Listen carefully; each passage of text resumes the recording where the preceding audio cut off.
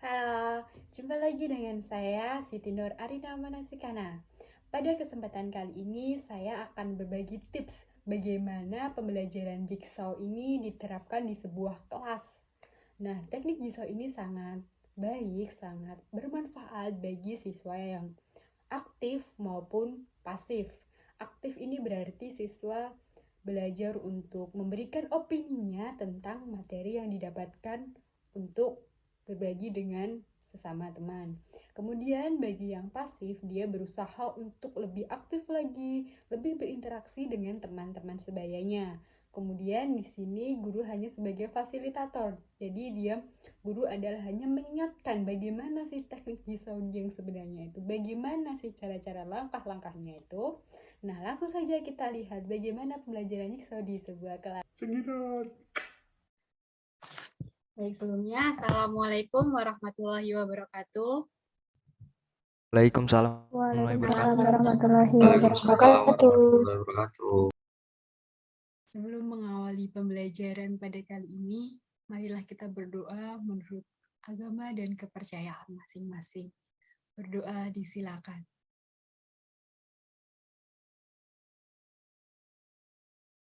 Berdoa cukup. Selamat siang semuanya, apa kabar kalian? Alhamdulillah baik.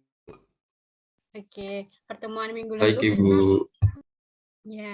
pertemuan minggu lalu kita udah sepakat ya mengenai bahwa hari ini kita akan belajar tentang pembelajaran jigsaw pada teks eksposisi.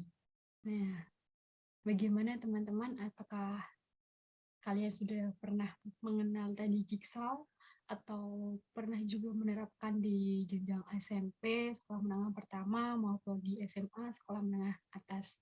Kalau dulu saya itu pernah waktu SMA, nah itu memang masih offline. Kalau dari ini tuh memang sebenarnya kurang efektif, akan tetapi kita harus mencoba teknik-teknik yang memang nanti bakal kita ajarkan pada anak didik kita. Gitu. Saya akan share screen materi yang akan kita bahas pada siang hari ini. Jadi pada pertemuan kali ini kita akan belajar tentang teknik jigsaw pada teks eksposisi. Nah, pembelajaran teknik jigsaw ini ada beberapa pendapat para ahli mengenai pengertiannya. Yang pertama dari Fatur Rahman, pada tahun 2015, teknik pembelajaran kooperatif yang terdiri dari beberapa anggota dalam satu kelompok dan menguasai bagian materi yang telah diberikan oleh si gurunya.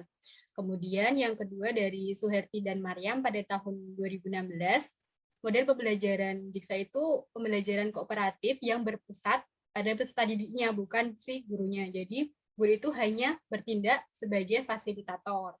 Kemudian yang ketiga dari Rusman, kata jigsaw itu berasal dari bahasa Inggris yang berarti gergaji ukir. Kemudian ciri-ciri teknik jigsaw ada 3. Yang pertama itu adanya kelompok asal dan kelompok ahli. Jadi kelompok asal itu kelompok pertama yang dibentuk oleh gurunya. Kemudian yang ahli itu yang memberikan materi kepada para asal tadi, satu orang yang muter. Kemudian yang kedua, anggotanya itu terdiri dari 3 sampai 6 siswa. Kemudian yang ketiga, saling bekerja sama dalam memberi maupun menerima materi. Teknik jigsaw ini pun juga ada kekurangan dan kelebihannya. Untuk kelebihannya, yang pertama, siswa itu diajarkan cara bekerja samanya. Kemudian yang kedua, menerapkan bimbingan sesama teman. Yang ketiga, menerima perbedaan individu. Kemudian, meningkatkan motivasi belajar siswanya.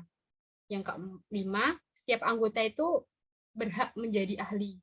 Kemudian yang terakhir, setiap siswa saling mengisi satu sama lain jika ada kekurangan materinya. Kemudian kekurangannya dari teknik jigsaw, keadaan kelas itu menjadi ramai kalau semisal offline ya, kalau daring kayaknya nggak terlalu ramai. Kemudian yang kedua, membutuhkan waktu yang lebih dari teknik-teknik sebelumnya. Kemudian yang ketiga, jika guru tidak mengingatkan, maka akan terjadi kemacetan. Yang terakhir, siswa yang pasif itu hanya menumpang. Jadi dia nggak aktif, itu kan pasif. Kemudian langkah-langkah penerapan pembelajaran teknik Jigsaw pada kali ini tuh yang pertama membagi siswa beberapa kelompok, kemudian membaca dan materi yang telah diberikan oleh gurunya, kemudian yang ketiga diskusi kelompok asal dan ahli, kemudian laporan kelompok dari satu orang yang muter, kemudian yang kelima kembali ke suasana kelas semula. Kemudian yang terakhir guru itu menyampaikan beberapa pertanyaan kepada siswa setelah mendapatkan materi-materinya. Kemudian penerapan teknik Jigsaw dalam membaca di genre non-fiksi itu ada 3. Yang pertama hasil observasi, teks eksplanasi, dan teks eksposisi. Nah, untuk kali ini kita sudah bahas tadi bahwa akan belajar tentang teks eksposisi. Materinya tuh apa aja sih yang bakal dibahas? Di sini ada 6. Nanti setiap kelompok mendapatkan 2 materi. Kelompok pertama itu apa sih itu teks eksposisi dan apa saja struktur teks eksposisi. Kemudian yang kedua, kelompok kedua, apa saja ciri-ciri teks eksposisi dan bagaimana unsur-unsur teks eksposisi. Kemudian kelompok terakhir, kelompok 3, bagaimana pola penyusunan teks eksposisi dan apa saja sih jenis dan contoh teks eksposisi. Nah, ini kelompok-kelompoknya. Nanti kelompok 1 ada Tia, Azza, dan Nurida. Terus kelompok 2 ada Novi, Yudi, dan Ardi. Kemudian kelompok terakhir, kelompok 3 ada Salsa, Safira, dan Fani. Kayak breakout room. Nanti kalian langsung aja diskusi materi yang udah didapat, kurang lebih selama 3 menit, lalu kembali lagi ke Zoom utama. Jangan lupa diskusi ya teman-teman tentang materi yang dibahasnya. Ntar dibuat PPT, jangan lupa. Oke, siap.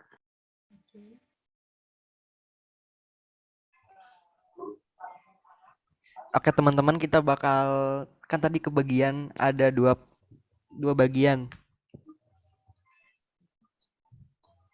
Bagiannya apa aja tadi, Yud? Ciri-ciri teks eksposisi ya, sama unsur.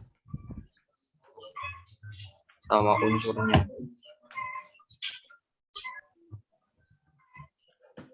Ciri-ciri teks eksposisi itu singkat, jelas, padat. Kalau unsurnya tahu nggak, Nov, apa?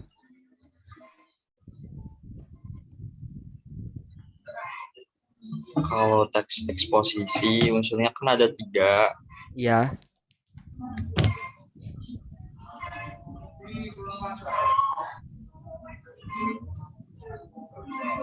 Kalau udah selesai diskusi, jangan lupa dibuat PPT ya teman-teman. Oke, Ibu.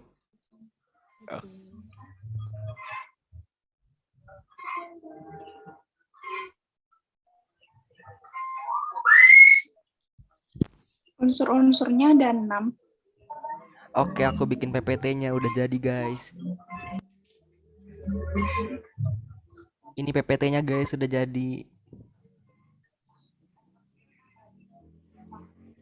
Yuk kita presentasi, udahan dulu. Katanya udah selesai, udah 3 menit ya.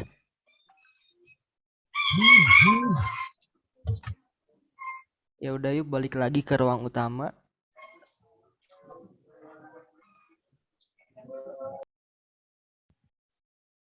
Oke, untuk selanjutnya ke breakout room lagi, namun nanti setiap kelompok satu orang muter, misal kelompok 1 itu ke kelompok 2, kelompok 2 ke kelompok 3, dan kelompok 3 ke kelompok 1.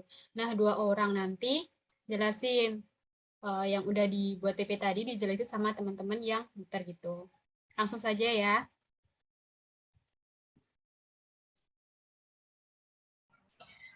Baik, di sini kami dari kelompok 1 bersama dengan Nurida Damayanti akan menjelaskan apa itu teks eksposisi beserta struktur teksnya. Jadi yang pertama-tama kita akan mulai pada pengertian teks eksposisi ya. Jadi teks eksposisi itu teks yang mengandung mengenai informasi dan pengetahuan dan juga berupa argumen atau pendapat dari penulis yang disajikan secara singkat, padat, dan akurat.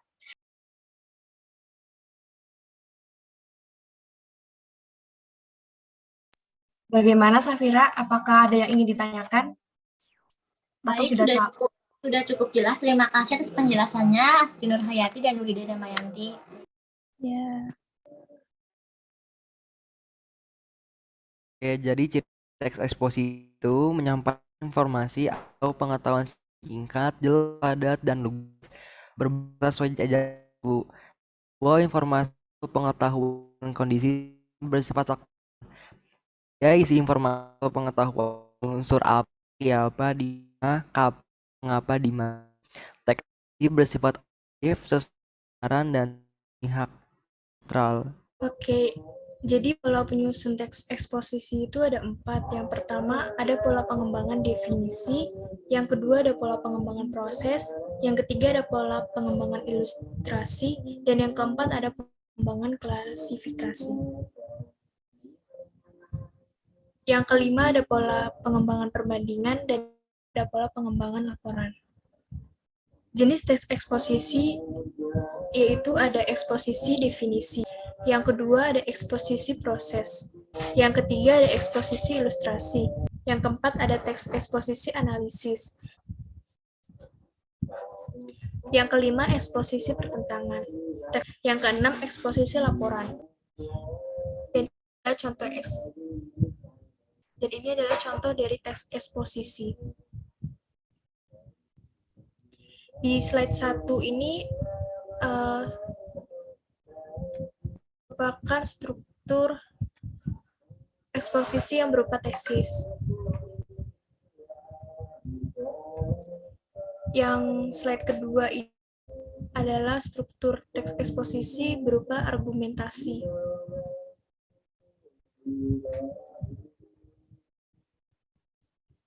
Dan slide yang ketiga ini merupakan struktur teks eksposisi yang berubah penegasan ulang.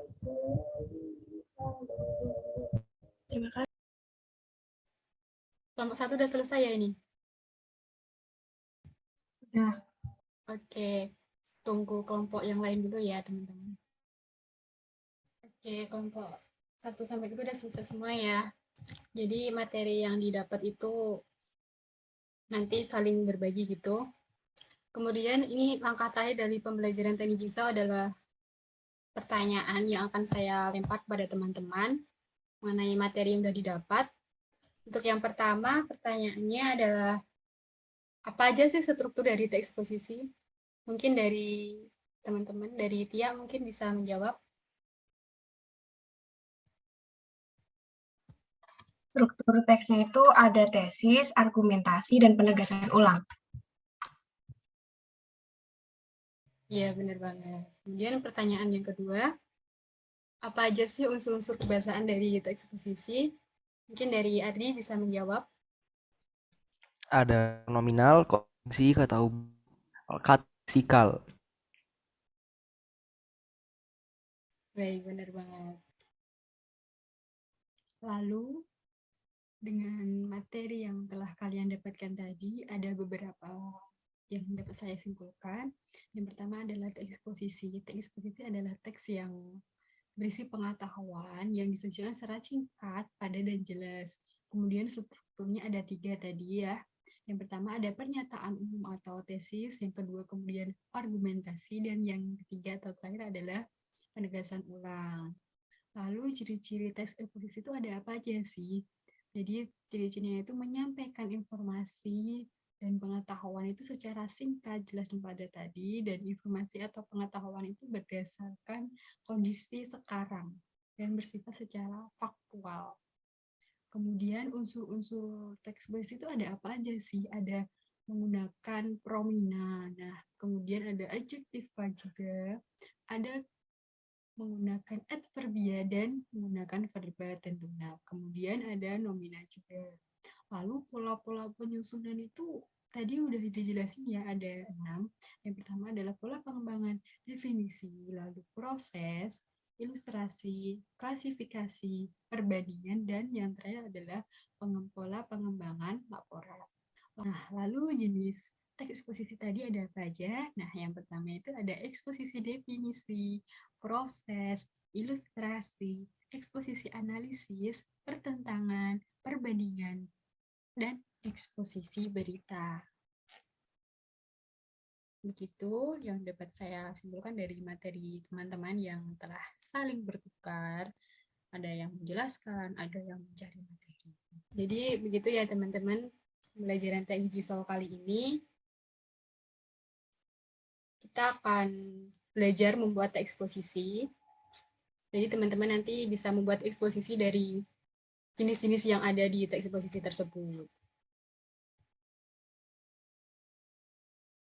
Untuk mengakhiri pembelajaran kali ini, karena tadi saya buka dengan berdoa, maka alangkah lebih baiknya jika saya tutup dengan berdoa juga. Berdoa disilakan. Berdoa selesai. Baik, mungkin sekian dulu pertemuan kali ini. Bila ada salah kata maupun tutur kata, sekian dari saya. Wassalamualaikum warahmatullahi wabarakatuh. Waalaikumsalam. Waalaikumsalam warahmatullahi wabarakatuh. Terima kasih. See you next video, guys.